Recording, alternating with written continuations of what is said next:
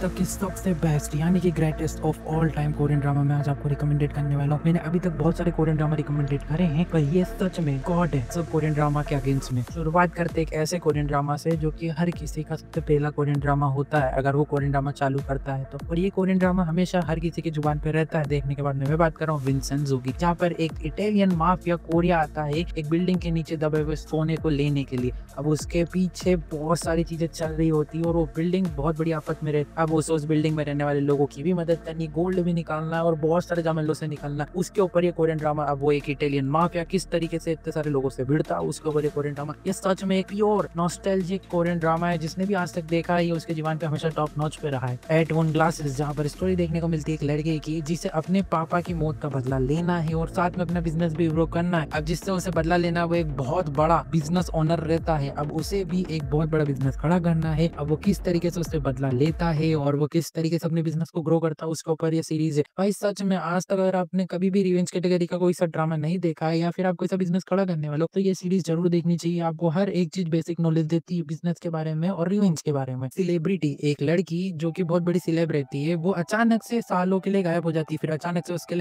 Instagram पर live stream चालू हो जाती है। अब कौन लाइव कर रहा है किसी को नहीं पता और वो सेलिब्रिटी लाइक उसकी जैसी दिखती है। अब वो लड़की जो कि लोगों की नजर में मर चुकी है वो अचानक से आ जाती है लाइव स्ट्रीम करने। लोगों ने सब हैरान हो जाते हैं। साथ में कुछ लोगों ने पहले कुछ ना कुछ करा था उस लड़की के साथ में। अब वो किस तरीके से उससे रिवेंज लेती है, अब ये लड़की जिंदा है भी कि नहीं है और क्या है पूरी मिस्ट्री, वो ये कोरियन ड्रामा देखकर जानो भाई। सच में इसमें जो आपको ट्विस्ट एंड टर्न्स देखने को मिलेगा आपके माइंड को ब्लो करके रख देने वाले। एक्स्ट्रा अटर्नी वू, जहाँ पर स्टोरी देखने को मिलती है वू नाम की लड़की की जो की एक प्रॉब्लम से बहुत ज्यादा, मतलब एक बीमारी से बहुत ज्यादा जूझ, यानी कि वो हकलाती बहुत है। मैं नाम भूल गया सॉरी उसकी बीमारी का, तो मैं थोड़ा अलग अंदाज में उसको बताने की कोशिश करता हूँ। तो वो लड़की का एक सपना रहता है कि वो एक बहुत बड़ी वकील बने कोरिया की और वो उसे किसी भी तरीके से वो एक वकील बनना एक बहुत बड़ा। अब वो किस तरीके से वकील बनती है उसके ऊपर ये जर्नी है भाई सच में। अब उसकी प्रॉब्लम से वो किस तरीके से हैंडल करती है, वो किस तरीके से इन सब प्रॉब्लमों से निपटती है, वो साथ में वो केसेस को किस तरीके से सॉल्व करती है, वो देखने में आपको सच में मजा आने वाला है। सॉरी मैं कोरियन ड्रामा थोड़ा अच्छे से एक्सप्लेन नहीं कर पाया पर ये बहुत अच्छा कोरियन ड्रामा है। मूव टू हेवन, एक लड़का जिसके पिताजी की हाल ही में डेथ हो जाती है, जिसके बाद में वो अपने पापा के काम को कैरी ऑन करना चाहता है। अब वो काम जैसे कैरी ऑन करता है उसे पता चलता है उसके पापा बहुत अच्छे इंसान थे, यानी कि वो जो काम करते थे वो काम कुछ ऐसा है कि जो लोग मर जाते हैं उनके घर पे जाकर उनके सामान को व्यवस्थित करना और उस सामान काम का नहीं है उसे इकट्ठा करना। अब भाई वो किस तरीके से करते हैं और उसके ऊपर एक कोरियन ड्रामा। भाई सच में हर एक एपिसोड में एक इमोशन देखने को मिलेगा और भाई जो लोग मर जाते हैं उनकी जो चीजें रहती है भाई उनसे उनका कितना इमोशन होता है, किस तरीके से एक इंसान की लाइफ का क्या इम्पैक्ट होता है किसी के ऊपर, ये कोरियन ड्रामा आपको सिखाएगा। मतलब लाइफ की असली वजह सिखाने का काम करेगा ये कोरियन ड्रामा। हर किसी को पसंद नहीं आएगा पर ये बहुत नॉस्टैल्जिक कोरियन ड्रामा है जो कि आपको जरूर देखना चाहिए। मास्क गर्ल, जहाँ पर स्टोरी देखने को मिलती है एक लड़की की, यानी कि आपकी और मेरी तरह वो भी एक सेलिब्रिटी बनना चाहती है पर उसके साथ में होता कुछ ऐसा है कि भाई उसकी शक्ल बहुत खराब होती है और वो ज्यादा पॉपुलर भी नहीं हो पाती है इसके कारण। अब वो एक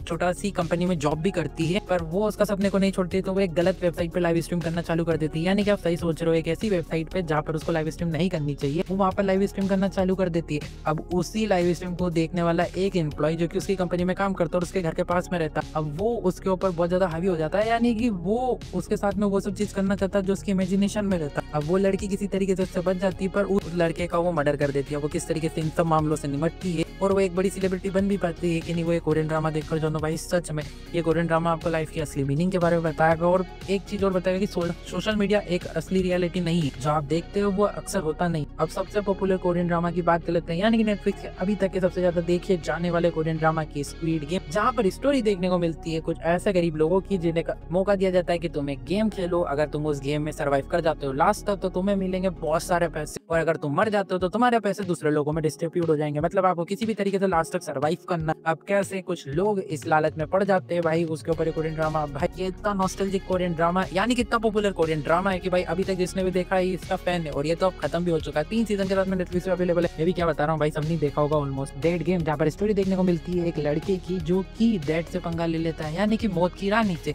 अब वो उसे एक सजा देती है कि अगर तुम्हें 7 जिंदगी दी जाएगी, अगर तुम उन 7 जिंदगी में से किसी भी एक जिंदगी में जी जाते हो तो तुम्हें वो लाइफ मिल जाएगी और अगर तुम 7 जिंदगी में मर जाते हो तो तुम्हें मौत से भी बुरी सजा मिलेगी। अब वो लड़का किस तरीके से 7 जिंदगी में सर्वाइव करने की कोशिश करता है उसके ऊपर ये कोरियन ड्रामा। भाई सच में ये कोरियन ड्रामा के अंदर आपको 7 अलग अलग स्टोरी देखने को मिलेगी और सच में मजा आने लाने वाली स्टोरी भाई, और ये एक कॉमिक बुक के ऊपर बना हुआ है, तो भाई ये सच में तुम्हें मजा ला के दे देगा। जियोंग सियोंग की रेत, जहाँ पे स्टोरी देखने को मिलती है जापान और कोरिया की लड़ाई के दौरान की, जहाँ पर जापान के लोगों ने कोरिया के हॉस्पिटल के नीचे एक बहुत सीक्रेट तरीके से एक बहुत खतरनाक चीज पे काम कर रहे होते हैं, जिससे वो किसी भी इंसान को एक मॉन्स्टर बना सकते हैं, और वही उसी का यूज कर वो वॉर को जीतना चाहते हैं। जो वो चीज बनाते हैं वही उनके ऊपर हावी हो जाती है और वो एक मॉन्स्टर बन जाती है। और भाई वो किस तरीके से इन सब चीजों पे कंट्रोल करते हैं या फिर नहीं भी कर पाते, उसके ऊपर स्टोरी। और वहीं पर हमारी मेन फीमेल लीड की मॉम भी गायब है, जो कि कहीं ना कहीं उसी सीक्रेट लेबोरेटरी से कनेक्टेड है, और हमारा हीरो जो कि उसकी मदद करना चाहता है। अब ये दोनों जब इस सब स्टोरी एक साथ कनेक्ट होती है, उसके बाद में जो mind blowing twist and turns आपको देखने को मिलेंगे, सच में मजा ला देने वाले। मतलब ये एक complete master pack Korean drama, यानी कि ग्रेटेस्ट ऑफ ऑल टाइम। बस ये बहुत हाईली अंडररेटेड है। 2 सीजन आ चुके हैं, तीसरा सीजन का इंतजार में, और जिन्हें देखा